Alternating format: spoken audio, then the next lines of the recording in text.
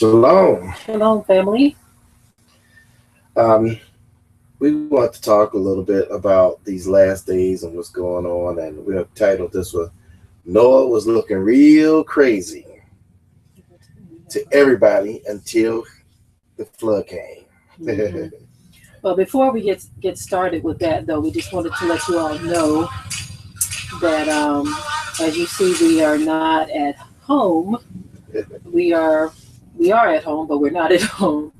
We're broadcasting from our trailer on the land because we wanted to see would the connection be good, all that good stuff. And right now it's looking kind of fuzzy, but we're going to see how far along we can get with this to see if it would be feasible for us to broadcast from this location on Shabbat, or if we would have to travel back to our other house. So that's what we're doing too. Yeah. So before we got it started, we just wanted to let you all know that. Shalom, family. Shalom, everybody. Shalom. It's good to see so many people coming in the chat here. Mm-hmm. Well, just let us know on your end how everything is looking. But anyway, we want to talk about Noah. He was looking real crazy to a lot of people. Yeah. They was laughing, gawking, scorning, and saying all kinds of things, I can imagine, because here you have this man building this big old giant ark. Yeah.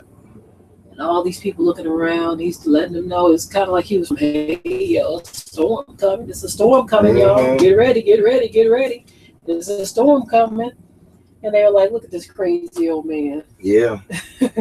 Yeah, absolutely. I bet they thought he was crazy. And the scripture says, so shall it be in the last days, just like it was in the time of Noah.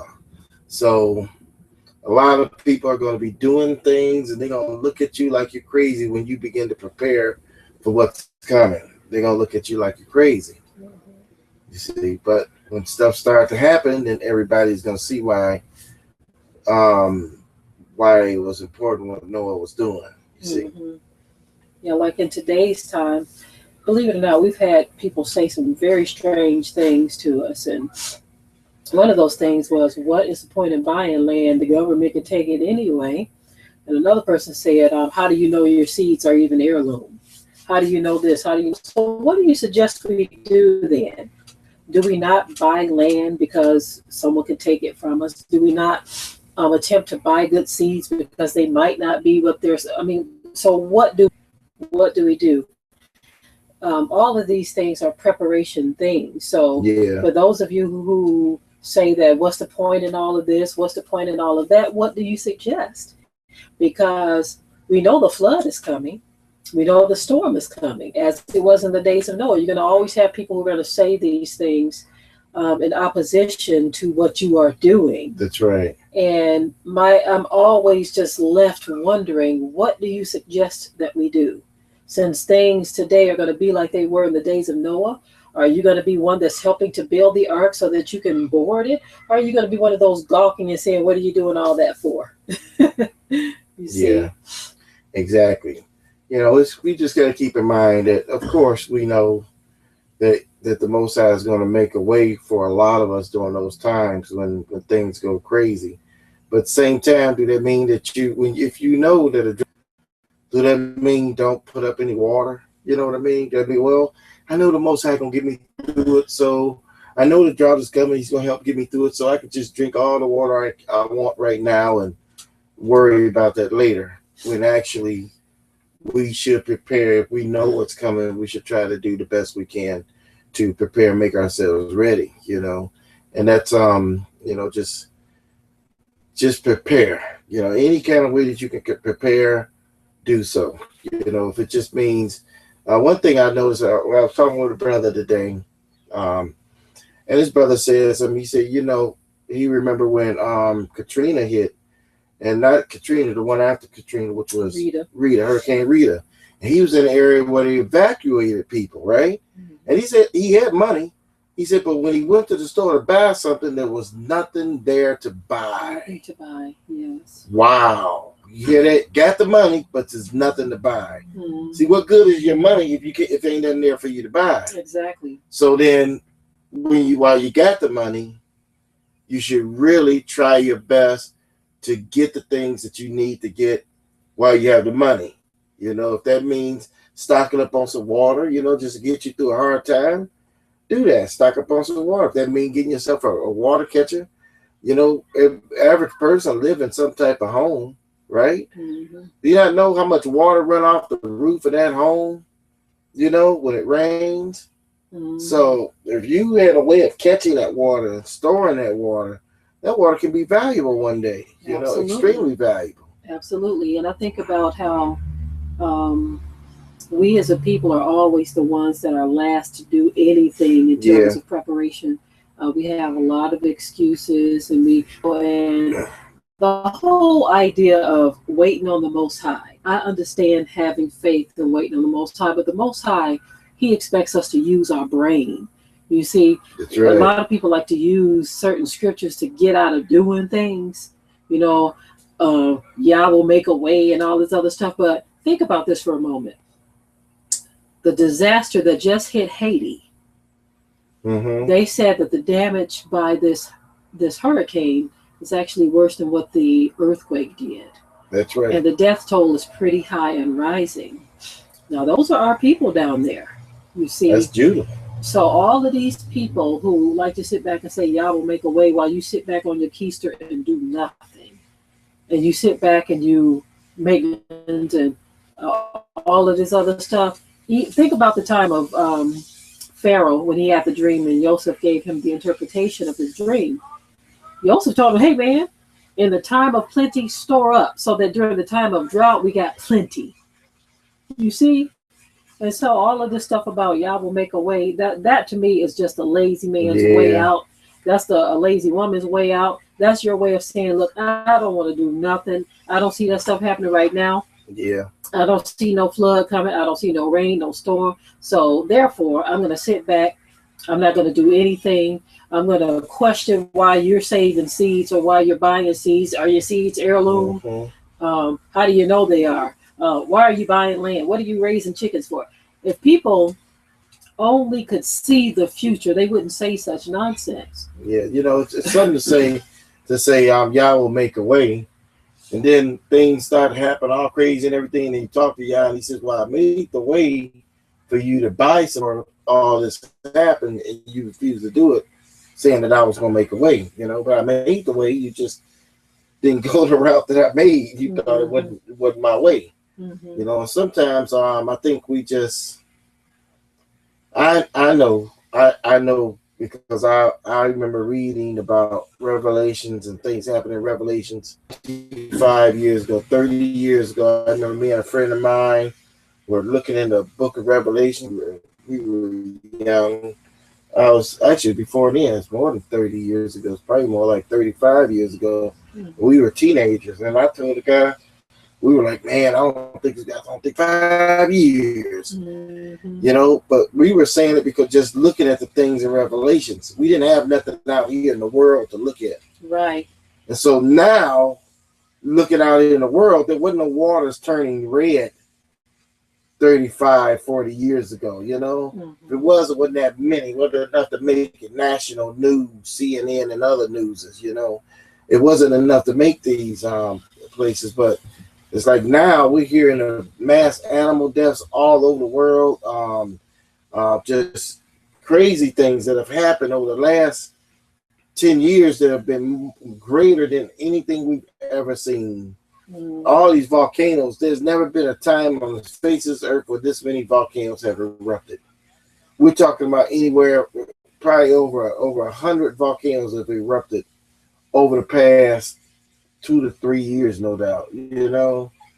And that's crazy. That tells me that something is going on and we need to pay attention to what's going on. Just like somebody put here in the chat, they said the Euphrates River drying up, exactly, which just happened over the past 3 years. The Euphrates River drying up. You go back 5 years ago, there's an image they show actually on Google Images. If you type up Euphrates River before and after, you'll see how it dried up in the last 5 years, just completely almost dried up.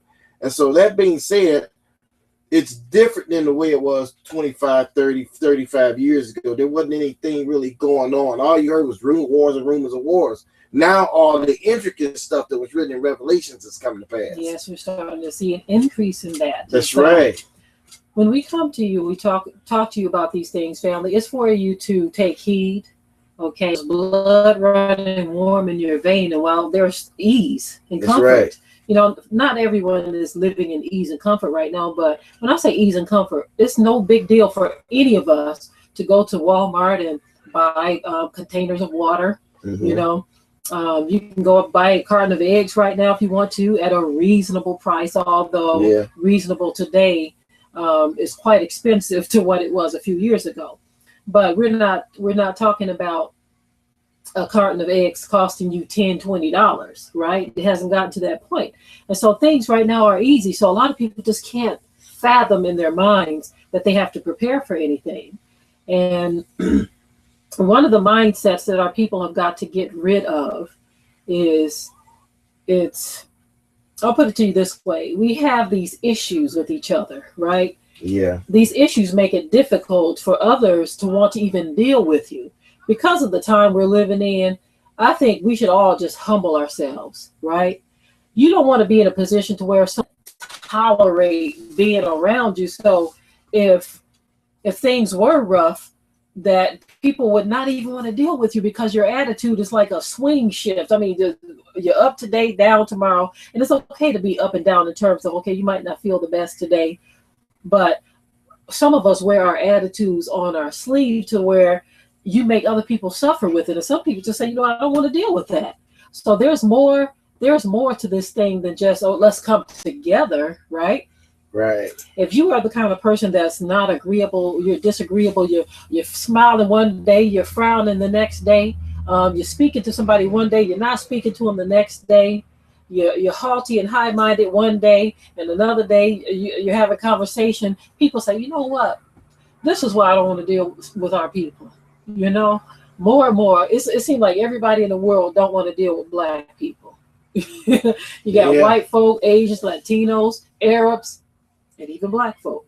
Nobody wants to deal with us because we don't know how to keep our emotions in check for times such as these. You know, it's kind of funny that you can go to all these different nationalities and they all get along. You know, so many of them get along with each other. You know, they're doing communities and they're coming together with ventures, business ventures that they're doing, and they come together doing this, doing that, all kinds of things, right? And poor Black man, he can't come together with nothing, huh? You know what came to mind? He can get two people together on something. Came to mind when you said this, the Amish.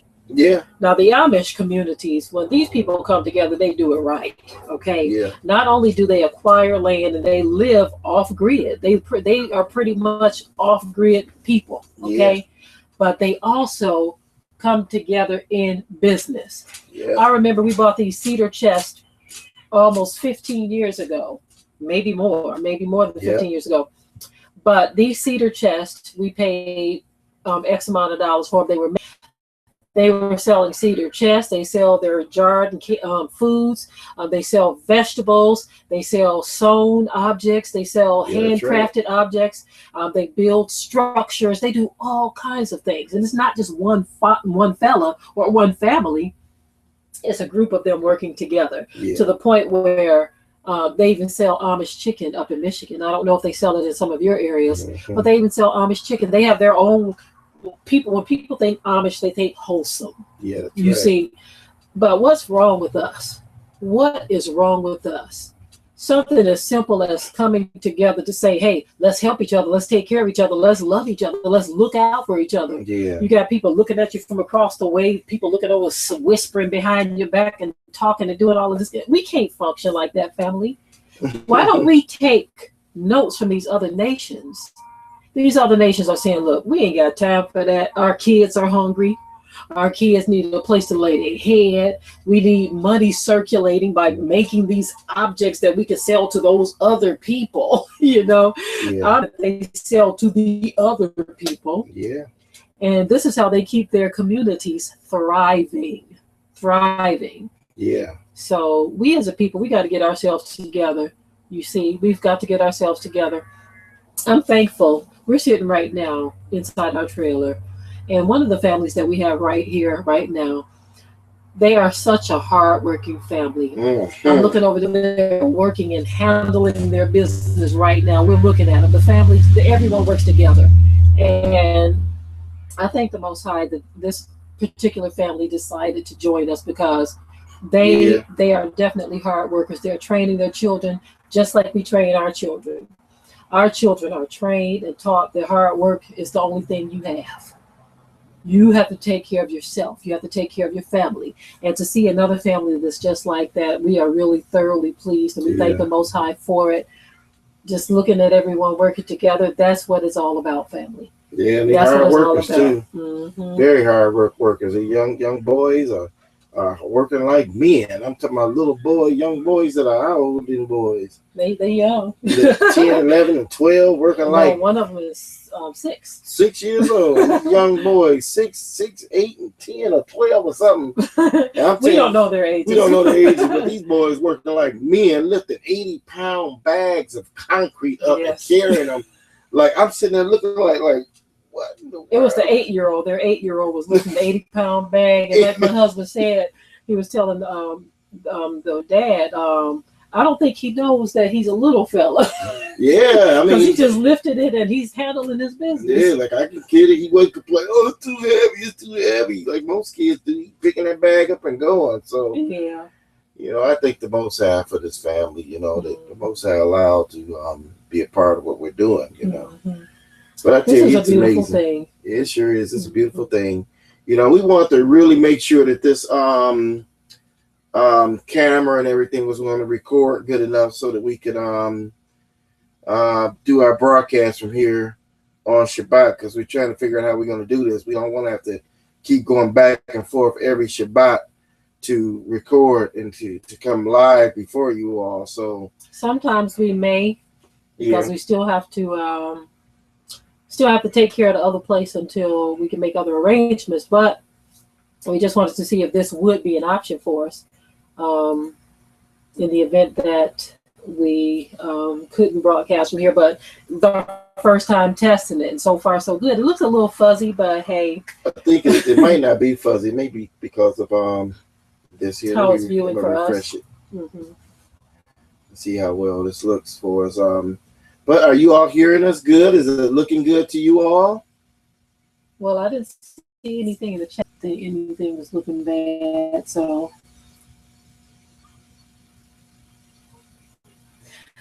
we thank you, family, for joining us. We didn't want to be before you long. Yeah. We just wanted to test things out, and in the process, we wanted to talk about something that we had already been discussing.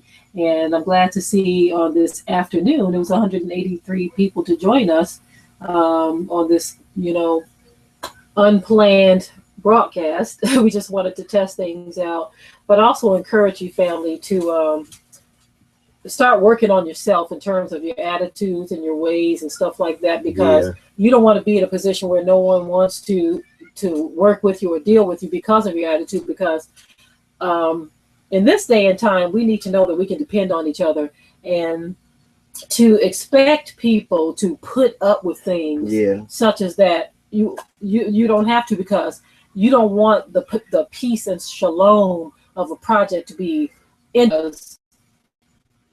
People like to bring spirits and ways with them. No one has to deal with that, you see. And so we want to keep in mind that as the days wind up and things start to happen, that we all need to put ourselves in check, because we're going to need each other, whether you want to believe that or accept it or not. We're going to need each other. So if you're one of those people that's disagreeable and you always falling out with people, and you got these funny, strange ways, you always copping attitudes, you're always sitting around looking mean and frowning and stuff, let a man or a woman examine themselves. Yeah, examine yourself. Examine yourself, because nobody wants to deal with that, and nobody has to. That's right. So. That's right. Well, we love you, family. We love you. Before we head out, we're going to rest up a bit. And then we're going to head back home. And we may join you again this evening for a live broadcast. We're not sure at this point. Depends on what we have going on. But we just wanted to do this test. And I'm so grateful to see that we are live streaming, because one day we came here and we were hardly getting a good signal for the just to be online, period. So it seems to be working good now. It's working good today. So Toda Abaya for that. Well, to Yah be the glory. To Yah be the glory, and shalom, family. Shalom. Until next time.